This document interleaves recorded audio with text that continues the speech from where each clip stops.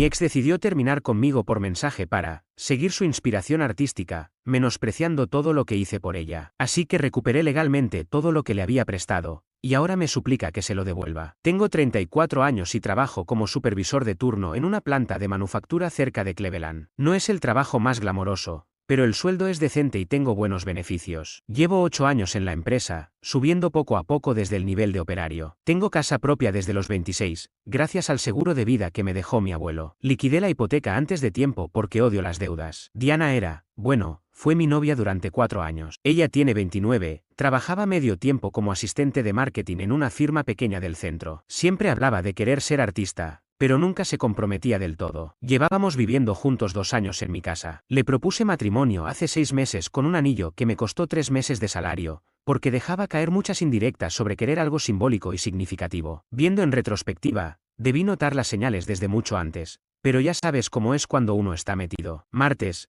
15 de marzo, 2:17 de la tarde. Recuerdo la hora exacta porque revisaba el teléfono durante el descanso en el trabajo. Acababa de salir de una reunión con el gerente de planta sobre las metas de producción del segundo trimestre. Me había servido mi café habitual de la máquina del descanso, ese que no es tan malo como el del piso principal, y vi que tenía un mensaje de Diana. Pensé que era lo de siempre, ¿cómo va tu día? O quizás pedirme que pasara al supermercado. Pero no, decía, Luis, necesito espacio para encontrarme como artista. Me voy a mudar para enfocarme en mi viaje creativo. Quédate con el anillo. No lo merezco, después de haber postergado mis sueños por esta relación. Lo leí 3 veces. Luego fui al baño y lo leí de nuevo. 4 años juntos, viviendo bajo mi techo por 2, con la boda en plena planificación. Ya habíamos hecho pagos para el lugar del evento, el fotógrafo, el servicio de comida. Incluso me había tomado vacaciones el mes pasado para ir con ella a probar pasteles. Hablaba constantemente de empezar a intentar tener hijos tras la luna de miel. Y decide terminar todo por mensaje mientras yo está en el trabajo. Lo peor es que ni siquiera me sorprendió. ¿Molesto? Claro. ¿Herido? Sin duda. Pero sorprendido, no. En los últimos 3 meses, ella había empezado a comportarse de forma extraña. Empezó a asistir a un colectivo de arte en el centro todos los jueves por la noche. Siempre volvía tarde, alrededor de la medianoche, hablando de energía creativa y despertares artísticos. Encontré recibos en su bolso de materiales que costaban más de lo que ganaba en una semana, pinturas de alta gama, pinceles profesionales, lienzos de $200 cada uno. Cuando le pregunté cómo lo financiaba, se puso a la defensiva. Decía que el colectivo estaba invirtiendo en su talento, que yo no entendería porque no era una persona creativa. Eso me dolió,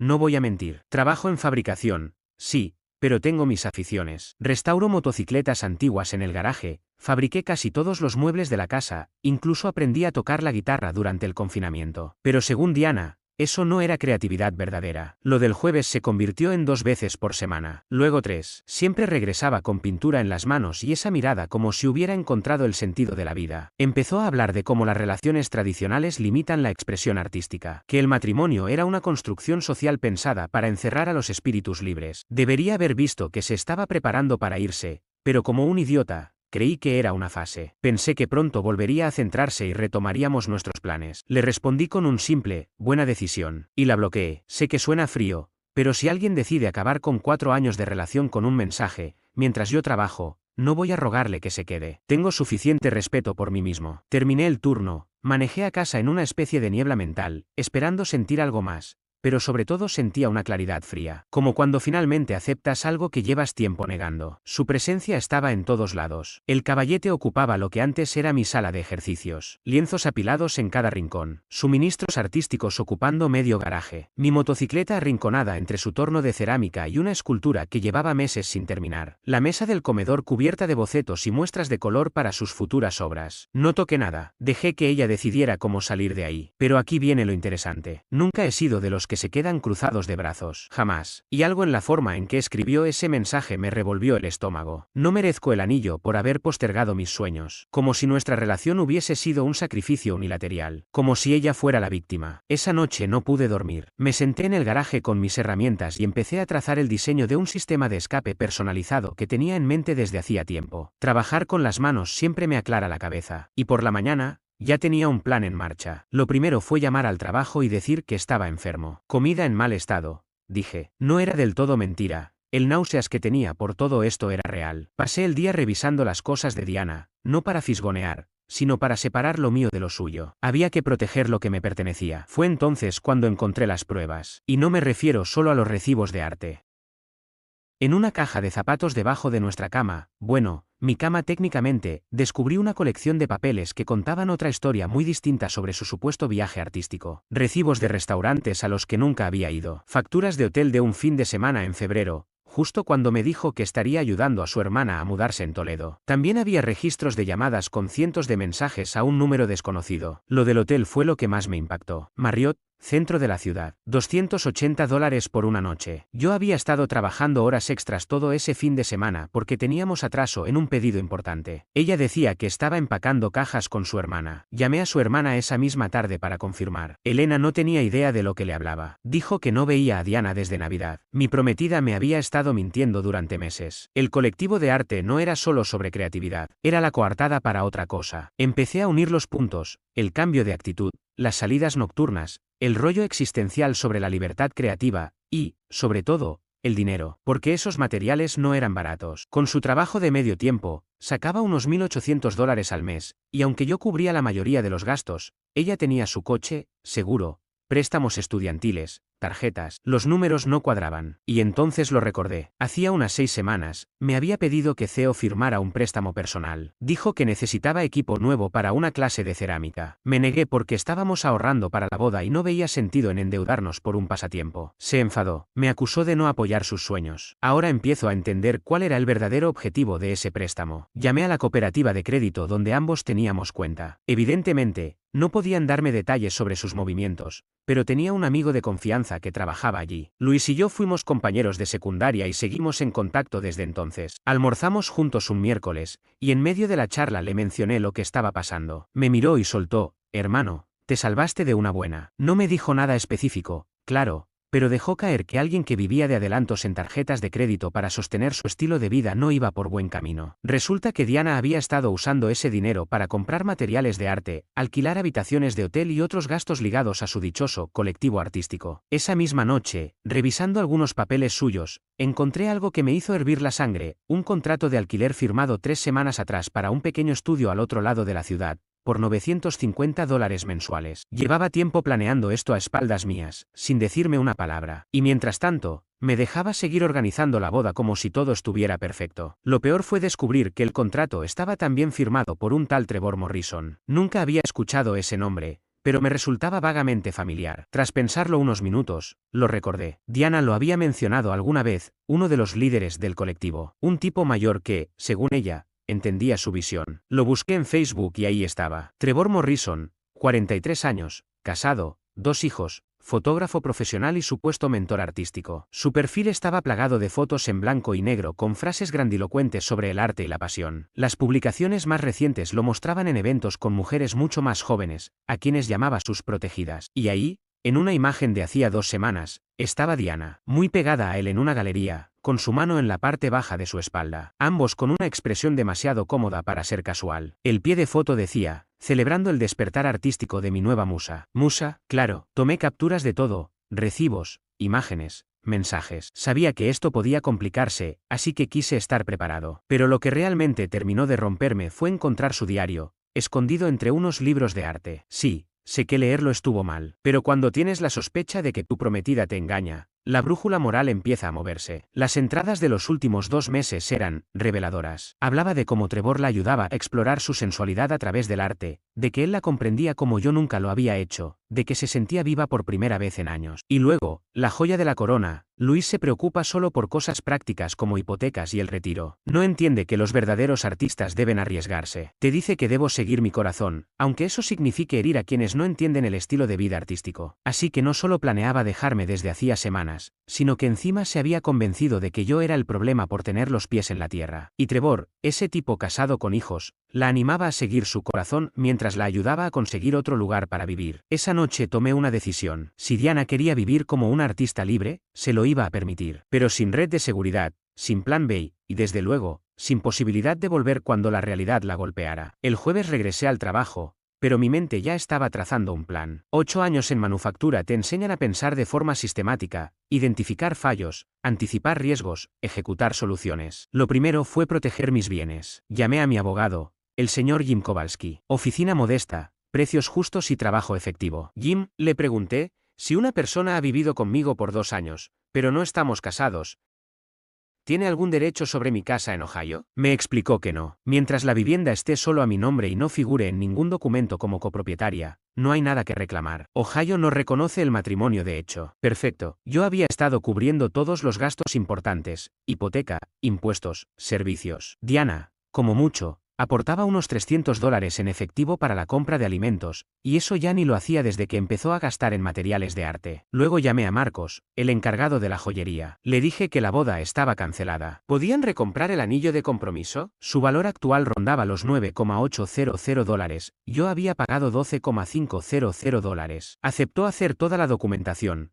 certificado de tasación, informe del estado. Todo. Legalmente, el anillo seguía siendo mío hasta que nos casáramos. Y como ella rompió el compromiso, tenía todo el derecho de pedirlo de vuelta. Si ya lo había empeñado, eso equivalía a robarme. El viernes pedí otro día libre. Organicé todas sus cosas en el garaje, les tomé fotos y calculé el valor de su equipo de arte más costoso. A las 2 de la tarde, ya había cambiado las cerraduras. Me costó $180, pero valió la pena. También llamé a las compañías de servicios y puse todo a mi nombre. Diana estaba como usuaria autorizada en algunas cuentas, ya no más. Congelé mi crédito y modifiqué todas mis contraseñas financieras. Empecé a pensar como Trevor. Si él había tenido la habilidad de manipularla para que se fuera, probablemente también sabía que ella necesitaría recursos para mantener su estilo de vida bohemio. Y si las cosas se ponían feas, no descartaba que intentaran usar mis datos para pedir créditos. Para el viernes por la noche, tenía todo bajo control: documentación, respaldo, cuentas limpias. Ahora solo faltaba que Diana hiciera el primer movimiento. Y no tardó mucho. El lunes a las 10:47 de la mañana, comenzó a golpear la puerta. Sí, golpear, no tocar. Ahí estaba, con sus maletas, con aspecto de haber dormido en su coche. Luis, mi llave no funciona. Cambié las cerraduras. ¿Qué? ¿Por qué? Pensé que estabas en el trabajo. Tú te fuiste, ¿recuerdas? Me enviaste un mensaje hablando de tu viaje creativo y todo eso. No era algo permanente. Solo necesitaba unos días para aclarar mi mente. Después de haber leído su diario y visto las fotos con Trevor, ya no me quedaba ni un gramo de compasión. ¿Dónde estuviste quedándote? Desvió la mirada. Con unos amigos del colectivo. ¿Qué amigos? En el estudio de Trevor. Tiene un espacio allá. ¿Trevor? El casado con hijos. ¿Cómo terminó eso? Sus hombros cayeron. Su esposa regresó antes de lo previsto. Hubo un malentendido. ¿Qué clase de malentendido ocurre a medianoche en un estudio de arte? Estábamos trabajando en una escultura. Fue totalmente inocente. Estaba trabajando en una escultura pasada la medianoche, mientras su esposa estaba de viaje. Claro, me dejaste, según tú, para enfocarte en tu arte, pero te fuiste directo a vivir con un hombre casado. Y ahora estás de regreso porque su esposa te descubrió. Se echó a llorar de inmediato. Un espectáculo completo de lágrimas. Luis, por favor, cometí un error. Te amo. Por un instante, casi caigo en la trampa. Pero enseguida recordé aquellas entradas en su diario donde decía que yo era demasiado práctico, y como Trevor sí comprendía su alma artística. ¿Dónde está el anillo? Le pregunté. Miró su mano desnuda y parpadeó. ¿Qué? El anillo de compromiso. ¿Dónde está? Lo guardé en un lugar seguro. ¿Dónde? Hizo una larga pausa. Tal vez lo utilicé como garantía para un préstamo. Ahí estaba. Había empeñado los diamantes que heredé de mi abuela. ¿Cuánto obtuviste? 4.000. Pero puedo devolverlo. Un anillo que costó 12.500, y le dieron solo 4.000. Claramente había sido estafada en un local de esos que se aprovechan de la desesperación. ¿Y con qué planeas devolverlo? Renunciaste a tu trabajo hace 2 meses. Luis, por favor, ¿puedo volver a vivir aquí? Terminaste nuestro compromiso por mensaje de texto, le dije mientras cerraba la puerta. Estuvo golpeándola por 15 minutos, alternando entre gritos y llanto, hasta que finalmente se fue en su auto. Esa misma tarde llamé a la casa de empeño. Como podía demostrar que el anillo era mío legalmente, tendrían que tratar el asunto directamente conmigo. Pero no planeaba simplemente pagar la deuda y recuperarlo. Tenía una lección en mente. El martes por la mañana, sonó mi teléfono. Número desconocido. Luis, por favor, no cuelgues. Era la voz temblorosa de Diana. Pensé que habías bloqueado mi número. Estoy llamando desde el trabajo, en la agencia temporal. Necesito hablar contigo sobre lo del anillo. La casa de empeño me llamó. Dijeron que te comunicaste con ellos. Continuó. ¿Podrías prestarme el dinero para recuperarlo? ¿Por qué te prestaría dinero para recuperar un anillo que me pertenece? Silencio. Ya no te pertenece. Lo tuve por 6 meses. Legalmente, sí me pertenece. Un anillo de compromiso se entrega en previsión de matrimonio. Como tú rompiste el compromiso, el anillo regresa a su dueño. Así funciona en Ohio. Eso no puede ser cierto. Consulta con un abogado si quieres. Mientras tanto, esta tarde iré por él. Luis, Espera, puedo devolvértelo. ¿Tiempo para qué? ¿Para encontrar otro hombre casado con quien vivir? No es justo. ¿Sabes que no es justo? Que te comprometas conmigo, vivas en mi casa por 2 años y después empeñes los diamantes de mi abuela para financiar tu aventura. Ese anillo no era de tu abuela. No, era mío, con los diamantes de mi abuela. Los mandé a poner en una montura nueva, cosa que sabrías si alguna vez hubieras prestado atención cuando te conté la historia. Eso le dolió. Podía oír su llanto al otro lado del teléfono. Voy a colgar. Puedes venir a recoger tus cosas el fin de semana. Trae una camioneta. Colgué y volví a llamar a la casa de empeño. Habla Luis Moreno. En lugar de saldar el préstamo, quiero comprar la deuda. Disculpe, la persona que lo empeñó no es la propietaria legal. Y puedo probarlo. Para evitar un lío legal, les ofrezco comprar la deuda con descuento y yo me encargo de cobrarla. No es lo común, pero es rentable para nosotros. Recuperamos el dinero sin riesgos. 3 horas después, era dueño de la deuda de Diana. Me costó $3.800 comprar un préstamo de 4.000, y recuperé el anillo de inmediato. Y aquí viene lo mejor. El contrato que ella firmó incluía penalizaciones por pago tardío y establecía que el total debía abonarse en 30 días. Si no pagaba, yo podía reclamar todo lo puesto como garantía, e incluso proceder contra cualquier bien de valor que tuviera, como su costoso equipo artístico. El jueves por la tarde, se presentó con una camioneta alquilada y su hermana, Elena. Yo ya tenía todo empaquetado en el garaje. Ahí tienes todo, les dije. Caballete, lienzos, pinceles, ropa, libros, todo. Elena me fulminó con la mirada mientras cargaban las cosas. Diana insistía con llevarse artículos específicos. Ese cuadro del faro, lo pinté para tu cumpleaños. ¿Puedo dejarlo? No, es tuyo. Llévatelo. La cafetera, la compramos juntos. Tengo el recibo. Fue con mi tarjeta. Se queda. El torno de cerámica costó $2.800. Lo pagaste con adelantos en tu tarjeta. Va contigo. Así estuvimos casi 2 horas. Pero yo tenía pruebas de compra de todo lo relevante. Al final, Elena habló. Ella realmente te ama. Todos cometemos errores. Sí. Y las personas deben afrontar sus consecuencias. Estás siendo cruel. Estoy siendo realista. Tu hermana quiso dedicarse al arte. Yo solo estoy asegurándome de que viva la experiencia completa, incluyendo el reto de mantenerse sola y vender lo que crea. Cuando terminaron de cargar todo, Diana hizo un último intento. 4 años. Algo tiene que significar. ¿No podemos, al menos, ser amigos? Los amigos no se mienten durante meses, no se escapan con hombres casados ni empeñan las pertenencias del otro para financiar su crisis personal. Se fueron cerca de las 6 de la tarde. Cambié las cerraduras, otra vez. Ese fin de semana llamé a la madre de Diana, Patricia. Supuse que habría escuchado una versión diferente de los hechos y quise anticiparme. Hola, Patricia, soy Luis. Solo quería informarte que Diana y yo no nos casaremos. Ha decidido enfocarse en su carrera artística. Dios mío, Luis, ¿qué ocurrió? Me llamó llorando, pero apenas entendí lo que decía. Estuvo viviendo con un miembro de su colectivo de arte, un hombre casado, Trevor Morrison. Cuando la esposa de él se enteró, la echó. Largo silencio. ¿Vivía con un hombre casado durante más de una semana? Sí, y me dijo que yo la había echado sin razón. Ella me comentó que tú habías vendido su anillo. Lo empeñó por $4.000. Tuve que comprar la deuda para recuperarlo. El anillo me costó más del triple. Luis, lo siento muchísimo. Charlamos unos 10 minutos más. Patricia estaba claramente molesta. La versión que su hija le había contado no coincidía. Diana le había estado pidiendo dinero, diciendo que yo le había congelado sus cuentas conjuntas, que nunca existieron, y que incluso le había robado el auto, que estaba a su nombre. Al final de la conversación, Patricia comprendió la verdad, y, más importante aún, entendió que seguir rescatándola solo la llevaría a cometer más errores. Esa noche recibí un mensaje de un número desconocido. Soy Trevor Morrison. Tenemos que hablar. Esto prometía ponerse interesante. No le respondí esa noche. Quería que se impacientara. Pero el martes, a las 7 de la mañana,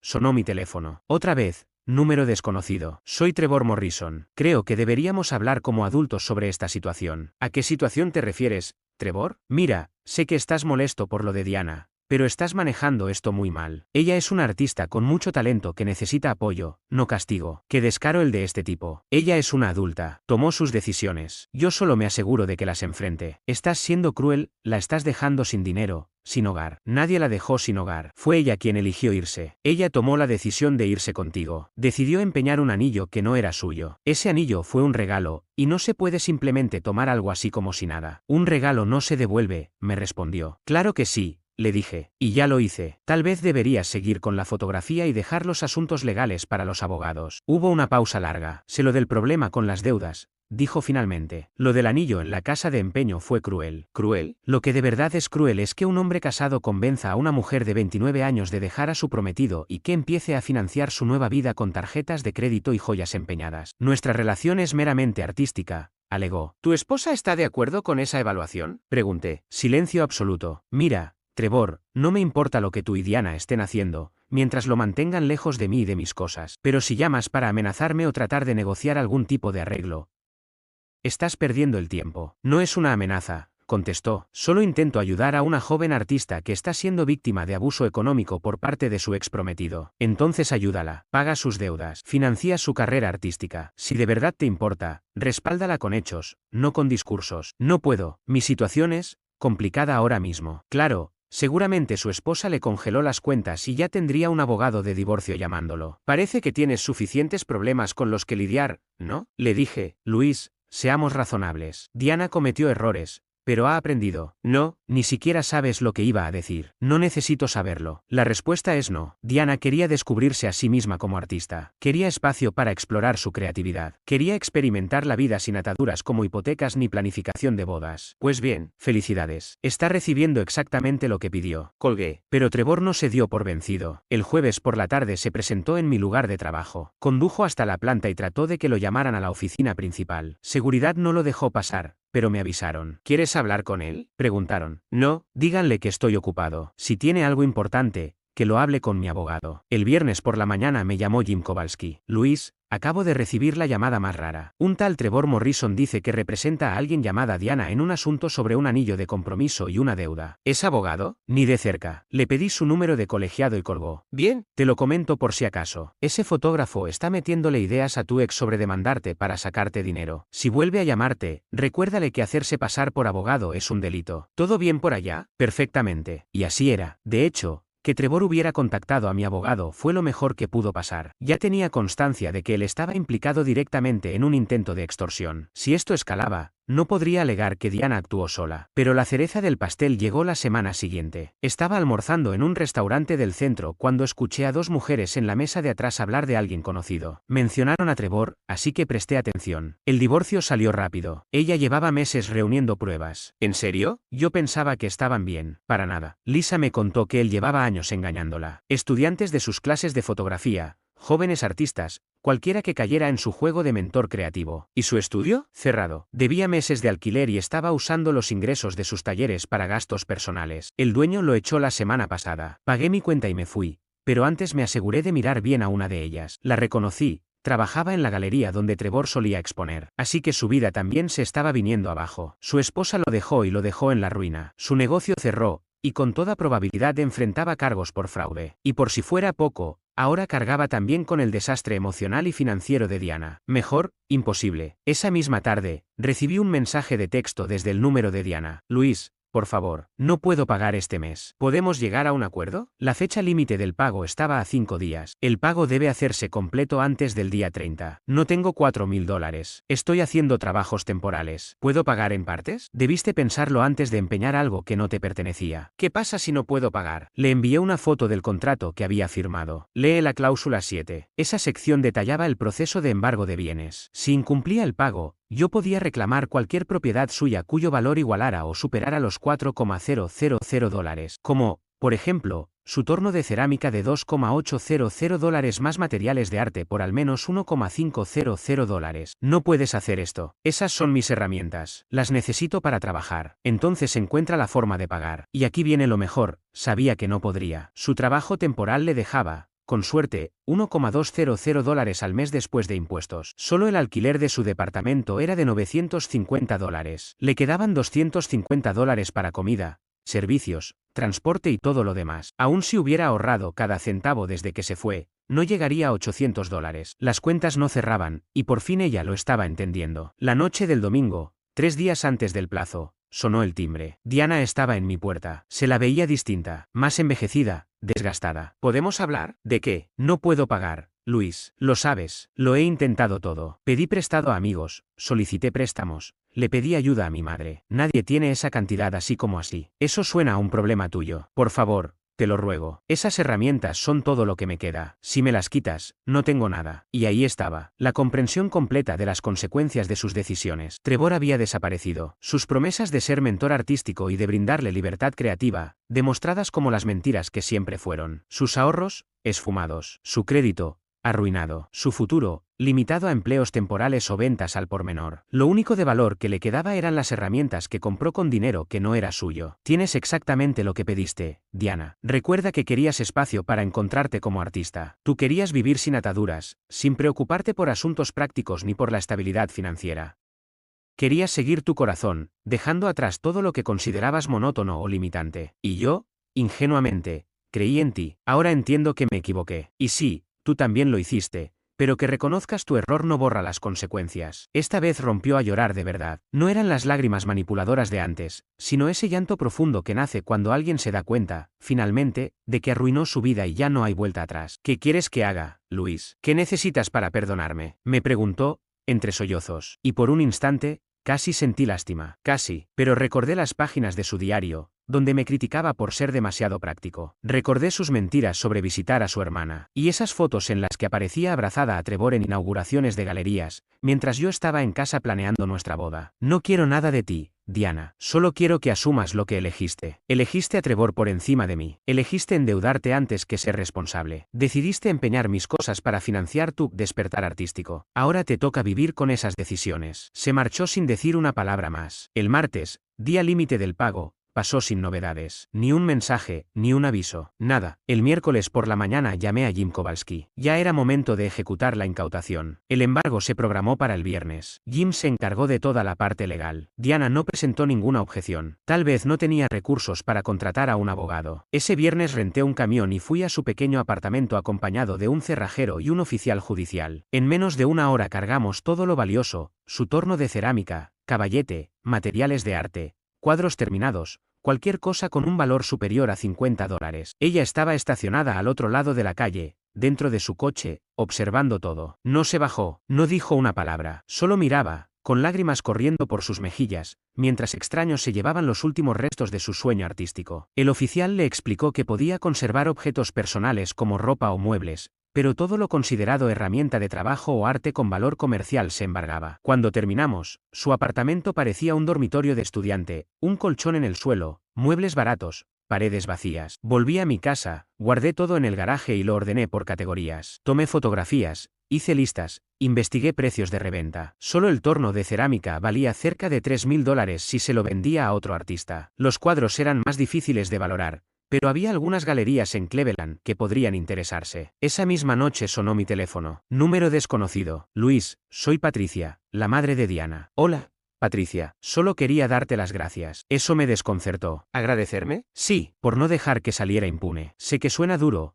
pero lleva años excusándose, culpando a todos menos a sí misma. Trevor, tú, la economía, la mala suerte, todo menos asumir su responsabilidad. Lamento que estés pasando por esto, le dije. No te preocupes. Diana tiene 29 años, Luis. Ya es adulta. Le ofrecí volver a casa, pero solo si aceptaba terapia y empezaba a saldar sus deudas. Lo rechazó. Dijo que yo no entendía su visión artística. ¿Y ahora dónde está? Creo que se queda en casas de amigos. Sigue convencida de que todo es injusto, que tú eres el villano por no rescatarla. Suspiró. La amo, pero no puedo seguir alimentando ese comportamiento. Hiciste lo correcto. Después de colgar, me quedé sentado en el garaje, rodeado de todo el equipo de arte de Diana. Podría haberme sentido culpable, o incluso vengativo, pero lo único que sentía era agotamiento, y un poco de alivio. Jamás quise arruinarle la vida. Solo quería que comprendiera que toda acción tiene consecuencias, que no se puede construir un futuro sobre mentiras, deudas y relaciones ajenas, que tener talento no te exime de responsabilidad, y que el éxito artístico real requiere tanto esfuerzo,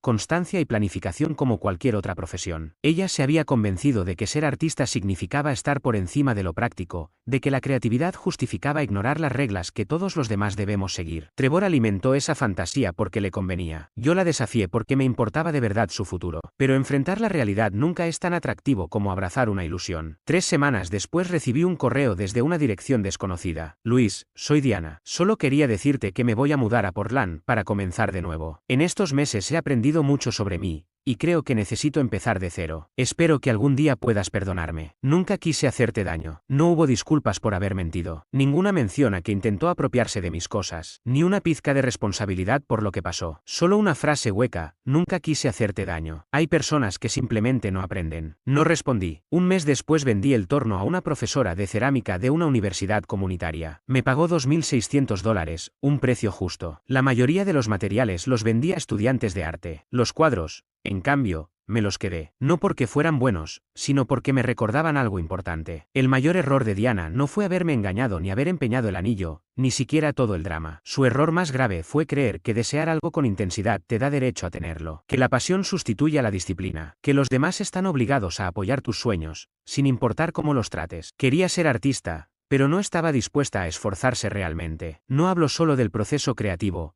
sino de la parte difícil: presupuestos, constancia, construir una clientela, aprender del rechazo, mejorar con el tiempo. Quería la fantasía romántica del artista incomprendido, pero sin atravesar ninguna de las dificultades. Trevor impulsó esa ilusión porque le servía. Yo la desafié porque me importaba. Pero al final, ella eligió la comodidad de la mentira. Y entonces llegó la realidad. Lo último que supe fue que trabajaba en una cafetería en Portland. Seguía hablando de su carrera artística, aunque sin producir mucho. Trevor desapareció tras su divorcio. Tal vez se mudó a otro sitio, donde su reputación aún no lo alcanzaba, en busca de nuevas personas a las que guiar. La basura se fue sola. Yo solo me aseguré de que no volviera.